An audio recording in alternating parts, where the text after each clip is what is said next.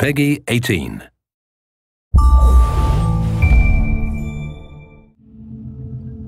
Hi there, my name's Jamie Keane, I'm the lead game designer on Far Cry 3, and this is Mark Thompson, I'm the level design director. So what we're going to show you today is we're going to show you a run through. So you find yourself to begin with in Amanaki village. Now this is one of the hubs in the game. It's kind of a friendly area where you can rest, recuperate, you're going to feel a bit of the life of the world, but you're never under threat here. You can also do things like you can go to the store and buy new weapons and things like that, but it's basically your safe haven in the world. I was out hunting this morning, got lucky. So at this point, if you look at the mini-map, it doesn't have a lot of useful information on it. Actually, it's almost entirely useless, apart from the radio tower icon you can see there. Whenever you get to a new area of the world, the map will look like this. So the first thing you need to do is find the nearest radio tower, which is generally a visible landmark on the horizon. And then you need to head up there and take off the GPS scrambling device, which Vass and his pirates have put there. So they're always going to be pretty much in high places in the world, areas that you're going to find easy to see. We wanted to make it a slightly different challenge to the rest of the gameplay. A lot of the gameplay in the world is combat-oriented, whereas this we wanted to make much more of a kind of a jumping puzzle. This one's the first one that you come across in the world, so it's a really light challenge, but later on in the world it's going to become a little more tricky. We want to emphasize that feeling of vertigo, so you're going to have some pretty gnarly jumps to try and make. You're going to hear the wind kind of rattling through this thing, you're going to hear it creaking. So later on it becomes much more of a challenge, but for now this is a pretty easy one. It's a fairly straightforward route straight up to the top. Yeah. But, I mean, the level designers did get a little bit mean with the later ones.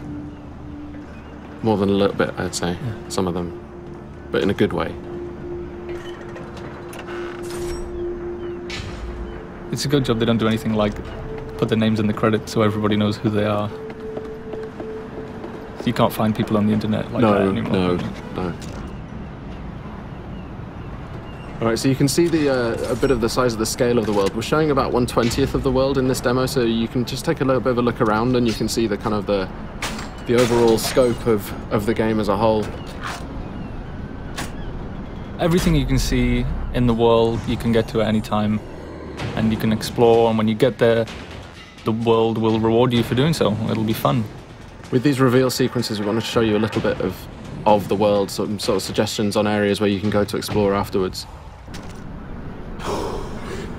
If you take a look around on the horizon as well, you'll see these kind of black smokestacks. Now, these are the outposts that are scattered around the world. They're probably your best next step. So you can see the big red areas on the map. They dictate that the pirates control this part of the world. So when you move around the world, you might be ambushed, you might come across roadblocks as you're driving around. But what you can do is, if you head to the outpost, you can actually take it back and claim this part of the island as your own, well, as yours, along with the rebels, the Rakyat. So gradually as you move through the world, you end up kind of cleaning the map. And taking it back for the locals, which in turn makes life easier for you as you move around. Right, so we spotted a couple of goats. So we're going to kill the goats with extreme prejudice. It was quite unfriendly, I thought.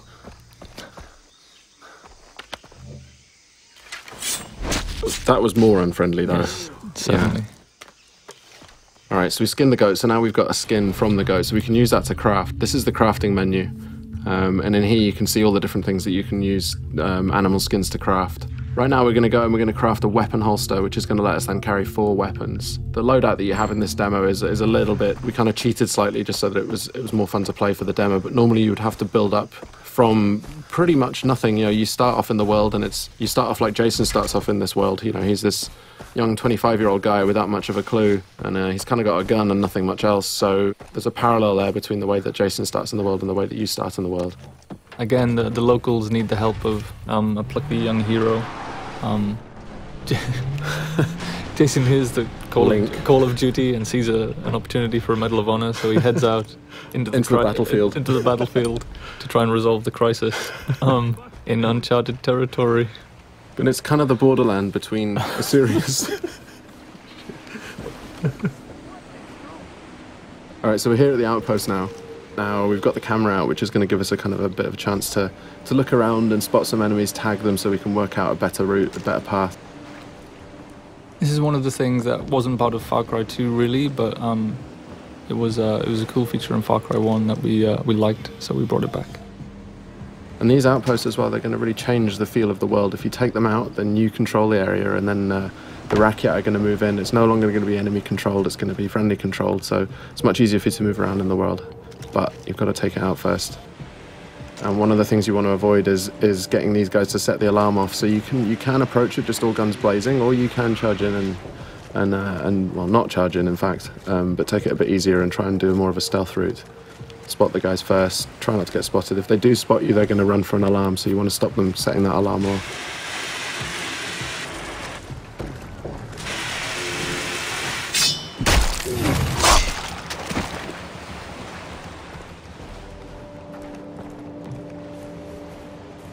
Alright, so we're trying to do a bit more of a stealth route here. Got to be a bit careful. That white line you can see there is a detection meter. If that fills up, they're going to spot you and then combat's going to start. So we've used a rock there to distract that guy, so he's going to go and check that out, and in the meantime we can go off and head off around here and do a death from above. Okay, so he's now alerted. So these guys, you can see he's heading over for the alarm there. That's a good shot. A little too good, some might say.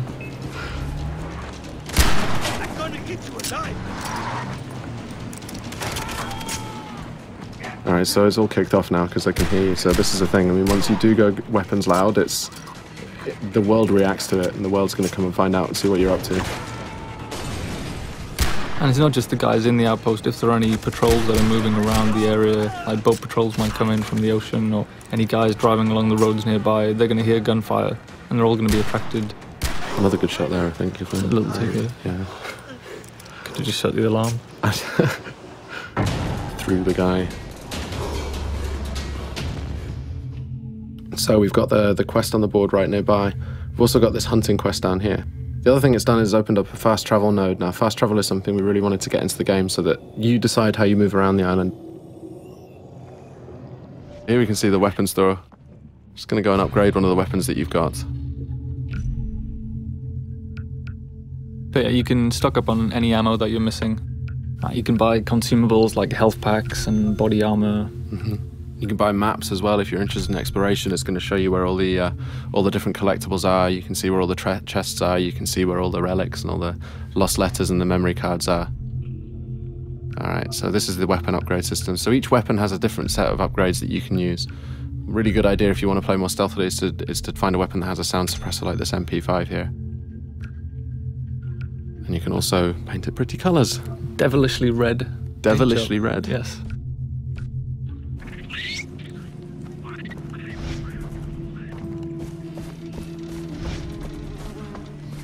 Alright, moving up to take this quest, which is just on the board over here.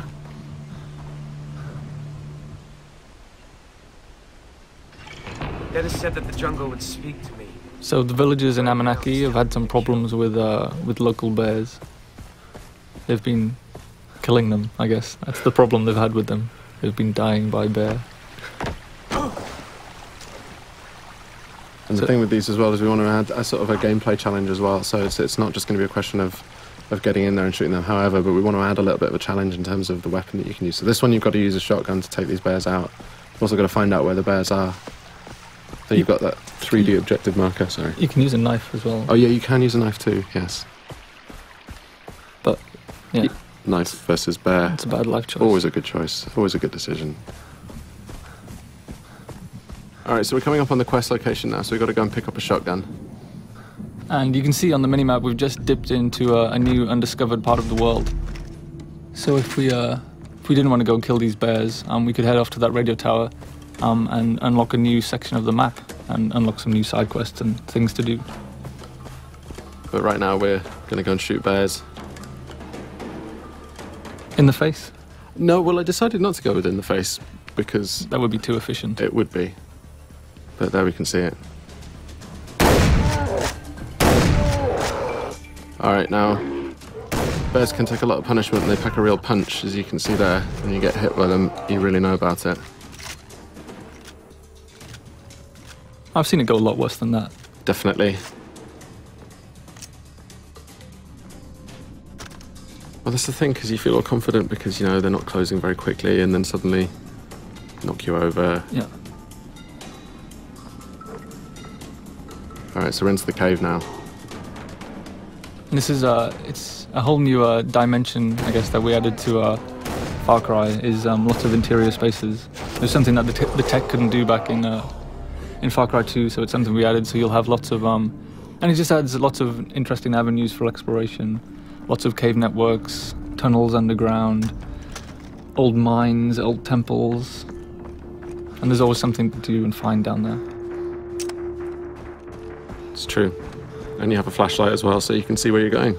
Indeed. Adding other dimensions, really. Got to interplanar experiences. Yeah, I mean, physically and metaphysically. So we added Hell and Rylea. Yeah. In the last area, we headed to the radio tower first so we could figure out the lay of the land and decide what to do next. But in this instance, we just sold the smokestack and headed straight for it. And there's no order that you need to do anything. No, I mean, you don't have to do any of these things if you don't want to. It's just going to make it more difficult to... Oh, I think I heard a tiger. Ah, yes. That's kind of forced the hand on the stealth issue there a little bit, I think. Yes, a little too close to the outpost there. Explosive arrow. But they don't know quite where you are yet. They just heard the gunfire and they come and investigate. Oh, and this is the best explosive arrow ever. Great. I know I'll start a fire. So you can see there we used a few different types of arrowhead. They're actually craftable items. So you're not just stuck with the bow is a super cool stealth weapon for long range kills, but you can also go craft fire tips and explosive tips, so you can be more versatile at long range. But it still stays stealthy even if you've got those kind of like more full-on arrowheads on them. Stealthy explosions. Yes. Stealth explosions. I think we should do that in the real one as well, actually. Stealth explosion.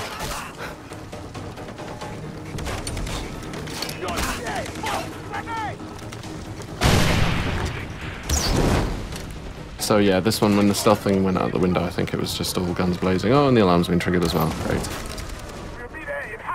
But you can see we've got, obviously the fire tech is back from Far Cry 2. I wanted to really make sure that we kept that one in.